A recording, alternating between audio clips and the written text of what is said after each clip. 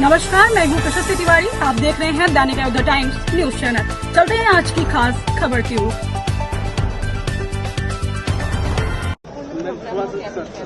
प्रधानमंत्री मोदी जी ने बार बार उल्लेख किया कि सबका साथ सबका विकास के साथ साथ राष्ट्र में सबके प्रयास से ही विकसित भारत का संकल्प पूरा हो सकता है।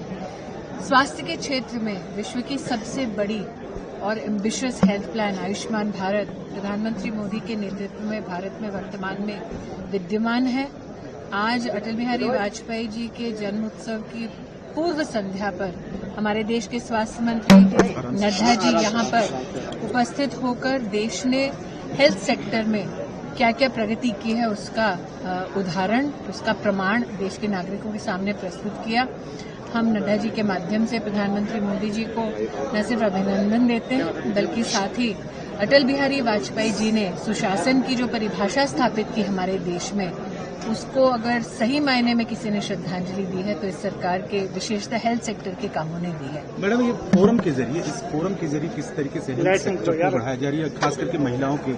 हमारे देश में महिला शक्ति मात्र स्वरूपा के रूप में नहीं, देवी के रूप में नहीं, बल्कि देश के हमारे जो सशस्त्र बल हैं, पुलिसकर्मी हैं या फ्रंटलाइन हेल्थ केयर वर्कर्स हैं अथवा साधारण महिलाएं जो देश की राजनीति में अपने वोट के माध्यम से देश में न सिर्फ सरकार स्थापित करती है बल्कि देश की दिशा और दशा क्या हो उस पर भी सबका मार्ग प्रशस्त करती है। ऐसी महिलाओं को समर्पित विमेंस कलेक्टिव फोरम के माध्यम से आज विशेषतः स्वास्थ्य के क्षेत्र में महिलाओं के लिए क्या काम हो रहा है उसका भी उल्लेख नड्डा जी ने हम सबके सम्मुख किया। मैं आभारी हूं कि नड्डा जी ने प्रधानमंत्री जी के सबके प्रयास के उद्घोष को यहां पर पुनः प्रतिस्थापित किया। मैम, एक सवाल क्योंकि हेल्थ की बात है तो AQI को लेकर भी बहस छिड़ गई है इस बार। मैं इतना ही कहूंगी कि इस विषय पर सरकार ने अपना वक्तव्य दे दिया है, मंतव्य दे दिया है। विशेषज्ञों ने भी अपना जो एक जर्नी में उनका जो योगदान है, कैसे नागरिक न सिर्फ सचेत रहें बल्कि स्वस्थ रहें, इस प्रकार का उल्लेख आपने कई मंचों से उनके माध्यम से सुना है।